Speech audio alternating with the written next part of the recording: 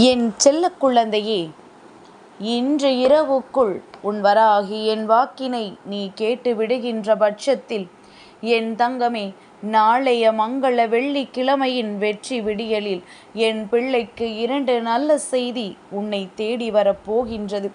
என் தங்கமே, உன் வாழ்க்கையில் என்ன நடக்கப் போகின்றது என்கின்ற மிக பெரிய ஆவலில் நீ நின்று கொண்டிருக்கின்றாய்.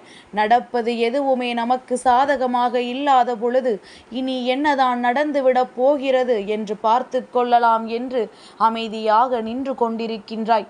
உனக்கு அந்த விஷயத்தில் அம்மா 2 நல்ல செய்தியினை கொண்டு வந்து உன் கைகளில் கொடுத்துவிட வேண்டும் என்று முடிவெடுத்து விட்டேன். என் பிள்ளையின் வாழ்க்கையை இப்படியே விட்டுவிட்டால் என் பிள்ளை நிச்சயமாக நீ ஏதாவது ஒரு சூழ்நிலையில் மனம் உடைந்து வாழ்க்கையின் ஓரத்திற்கே சென்று விடுவாய். இனிமேல் இது என்ன வாழ்க்கை என்ற மனநிலைக்கு நீ வந்து விடுவாய். ஆனால் நிச்சயமாக உன்னை அந்த மனநிலைக்கு கொண்டு செல்ல உன் தாயானவள் நான் விரும்பவில்லை. அதற்கு முன்பே உன்னை நல்ல நிலைக்கு கொண்டு வந்து உன் வாழ்க்கையை மீட்டு மீண்டும் உன் கைகளில் கொடுத்துவிட உன் தாயானவள் நான் தயாராக இருக்கின்றேன். என் தங்கமே, என்னுடைய அன்பினை உணர்ந்திருக்கின்ற பிள்ளைகள் யாரும் வாழ்க்கையில் எந்த சூழ்நிலையிலும் தவறான முடிவுகளை எடுத்துவிட மாட்டார்கள். அதுபோலத்தான் நீயும் என்னை நம்பி என் வாக்கினை கேட்டு அதன்படி நடந்து கொள்ளும் பட்சத்தில் நல்ல நாட்களில் எல்லாம் உனக்கான நல்ல செய்தி உன்னை தேடி வந்து கொண்டே இருக்கும் என்பதில் எந்த ஒரு மாற்று கருத்தும் கிடையாது. என் தங்கமே, மனதிற்குள் கவலைகள் என்பது யார் கொண்டு வந்து சேர்க்கின்றார்கள்? அடுத்தவர்கள் தருவதை ஏற்றுக்கொண்டால் அது உனக்கு கவலை.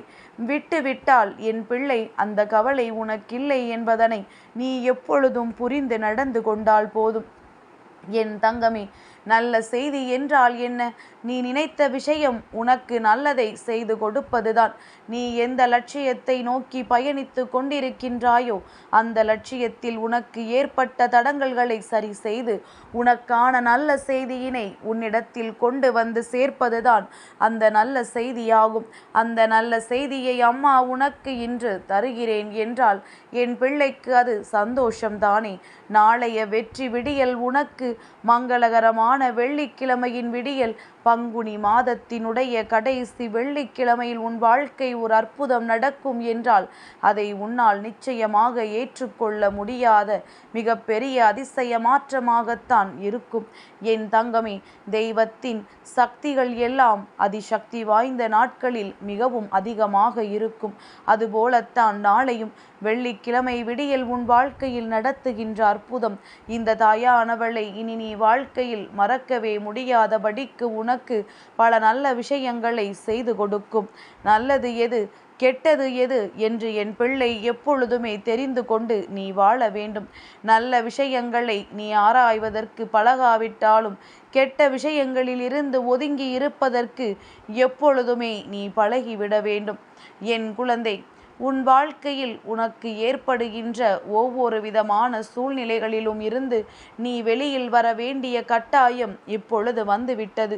இனியும் முடங்கி கிடக்க அம்மா ஒரு பொழுதும் உனக்கு அனுமதி கொடுக்க மாட்டேன். என் தங்கமே, நீ எழுந்து நடந்தால்தான் உன்னோடு இந்த வராகி கை கோர்த்து நடக்க முடியும் என்பதனை நீ மறந்து விடாதே. உன்னை ஒரு நாளும் தனிமையில் விட்டுவிடவோ உன் வாழ்க்கையில் உனக்கான நல்லதை கொடுக்காமல் விட்டுவிடவோ அம்மா நினைத்தது கிடையாது. தனிமை என்றால் அந்த தனிமை உனக்கு நல்லதை கொடுக்க வேண்டும். மாறாக அந்த தனிமை உனக்கு கெட்ட சிந்தனைகளை கொடுத்து விடக்கூடாது. என் நேரம் உனக்கு கெட்ட சிந்தனைகள் வருவதாக தோன்றுகின்றதோ அந்த நேரம் இந்த வராகி உன் முன்னால் தோன்றியிருப்பாள் என்பதனை நீ மறந்து விடாதே.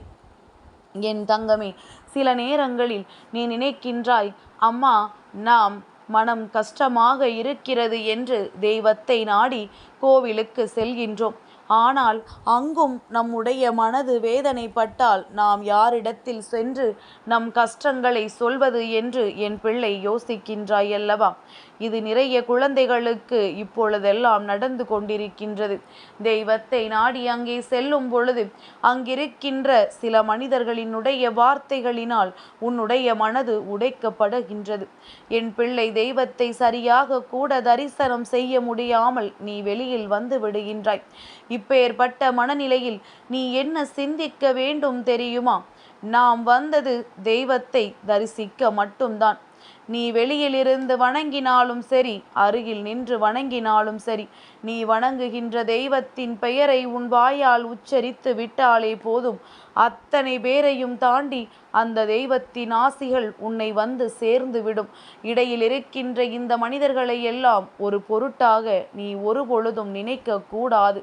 தெய்வத்தின் சன்னதியில் இருந்து எவன் ஒருவன் அதிகாரபூர்வமான வார்த்தைகளை விடுகின்றானோ அவன் தன் வாழ்க்கையில் எல்லாவற்றிற்கும் சேர்த்து அனுபவிப்பான் என்பதனை என் பிள்ளை நீ புரிந்து கொண்டு தெய்வத்தை காணும் பொழுது மனம் வேதனை அடையாது. பேசுகின்ற வார்த்தைகள் அவர்களுக்கே திரும்பச் செல்லும் என்பதனை நீ புரிந்து கொள்ள வேண்டும். என் தங்கமே, அம்மாவிற்கு இதுவெல்லாம் எப்படி தெரியும் என்று நினைக்கின்றாயா? என் குழந்தை, நான் நிறைய பேரை கண்டுவிட்டேன். அதிகமான புலப்பம் கோவிலுக்கு சென்று திரும்பும் பொழுது இதை பற்றியதாகத்தான் இருக்கும். அங்கே அவர்கள் அப்படி சொன்னார்கள், இங்கே இவர்கள் இப்படி சொன்னார்கள் என்று சொல்லி மனது வேதனைப்பட்டிருக்கும். நீ சென்றது மன நிம்மதியை நாடிதானே. உன் தெய்வத்தை நீ கண்டுவிட்டாய். உன் தெய்வத்திடம் நீ பேசிவிட்டாய். அது ஒன்று போதும். இடையில் இருக்கின்ற இவர்களுக்கெல்லாம் பதில் சொல்ல வேண்டும் என்றோ, இவர்களின் வார்த்தைகளுக்கெல்லாம் நீ மனம் வருந்த வேண்டும் என்றோ அவசியம் கிடையாது. இவர்களுக்காக மனம் வருந்தினால் தவறு உன்னுடையது என்பதனை நீ மறந்து விடாதே. என் பிள்ளையே, இந்த வாழ்க்கையில் உனக்கு அதிகமான கஷ்டங்களை கொடுத்த சில விஷயங்களின் மூலம் உனக்கு கிடைத்த நல்ல செய்தி நாளைய விடியலில் உன்னை தேடி வரும். கஷ்டங்களை கொடுத்ததுதான் கடைசியில் சந்தோஷத்தையும் கொடுக்கும். எந்த விஷயம் உன் மனதை உடைத்ததோ அந்த விஷயம் உன் மனதை நிச்சயமாக மகிழ்விக்கும். எல்லாவற்றிற்கும் மேலாக இந்த வாழ்க்கையில் நீ வேண்டாம் என்று ஒதுக்க நினைத்த விஷயம் ஒன்று இதுதான் உன் வாழ்க்கை என்று உனக்கு புரிய வைக்கும். எல்லா சூழ்நிலைகளும் உனக்கு சாதகமாக மாறும். நாளைய விடியலில் என் பிள்ளை மனதிற்குள் முதலில் நீ வைத்து கொள்ள வேண்டிய விஷயம் என்ன தெரியுமா? என்ன நடந்தாலும் இந்த நாளில் நான் நினைத்ததை சாதித்தே தீருவேன் என்று, நான் நினைத்த வெற்றியை இன்று அடைந்தே தீருவேன் என்று. யாருடைய வார்த்தைகளுக்கும் இன்று நான் மயங்க மாட்டேன். யார் என்னை எவ்வளவுதான் மட்டம் தட்டினாலும் என்னுடைய திறமை என்னவென்று எனக்கு தெரியும். அதை பிடித்து கொண்டு நான் இந்த நாளை நிச்சயமாக கடப்பேன் என்ற நம்பிக்கையோடு என் பிள்ளை நீ தொடங்க வேண்டும். என் தங்கமே, தெய்வத்தின் அன்பை பெற்றிருக்கின்ற நீ தெய்வத்திடம் இருக்கின்ற வீரத்தையும் பெற்றிருக்க வேண்டுமல்லவா? அதைத்தான் அம்மா உன்னிடத்தில் சொல்கின்றேன். மனதிற்குள் பயம் என்ற ஒன்று எப்பொழுதும் இருக்கக்கூடாது. எதற்கு பயப்பட வேண்டுமோ அதற்கு தான் பயப்பட வேண்டும். தவறு செய்தால் பயப்படலாம், தேவையில்லாமல் ஒரு நாளும் பயப்படக்கூடாது. என் தங்கமே, உன்னுடைய பயத்தை தெரிந்து கொண்டால் உன்னுடைய பலவீனம் என்னவென்பதை உணர்ந்து கொண்டு உன் வாழ்க்கையை அழிப்பதற்கு நிச்சயமாக நிறைய பேர் உன்னை தேடி வருவார்கள். அடுத்தவனுக்கு வாழ்க்கை கொடுக்க இங்கு எவனுக்கும் மனமில்லை.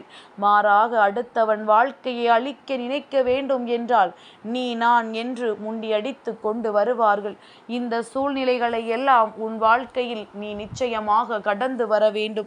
இவர்களை எல்லாம் ஒரு பொருட்டாக நினைக்காமல் இந்த சூழ்நிலையில் இருந்து நிச்சயமாக என் பிள்ளை நீ மீண்டு வர வேண்டும். அதற்கு உனக்கு இந்த வராகி உறுதுணையாக இருக்கிறாள் என்பதை மட்டும் மறக்காமல் நீ இந்த பாதையில் சரியாக வா. உன்னை அம்மா கரை சேர்த்து விடுவேன். நாளைய மங்கள வெள்ளிக்கிழமையினுடைய வெற்றி விடியலானது என் பிள்ளைக்கு அதிசக்தி வாய்ந்த அற்புதத்தை நடத்தக்கூடிய விடியலாக மட்டுமே இருக்கும் என்பதில் எந்த ஒரு மாற்று கருத்தும் கிடையாது. நல்லதை நினைத்து என் பிள்ளை வாழ்க்கையில் நீ நல்லதை செய்து கொண்டிரு. என்றும் உன் அம்மா உன்னை நல்லபடியாக வழி நடத்துவேன். என் குழந்தைக்கு இந்த தாயானவளினுடைய அன்பு என்றுமே முழுமையாக கிடைத்து கொண்டிருக்கும் என்பதை மட்டும் நீ மறந்து விடாதே.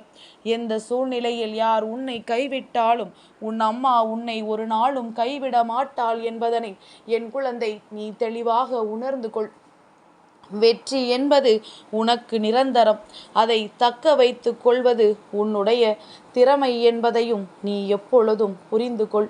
என் தங்கமே, நான் நடத்தி தருவேன். நம்பிக்கையோடு இந்த அம்மாவை எதிர்நோக்கி காத்திரு.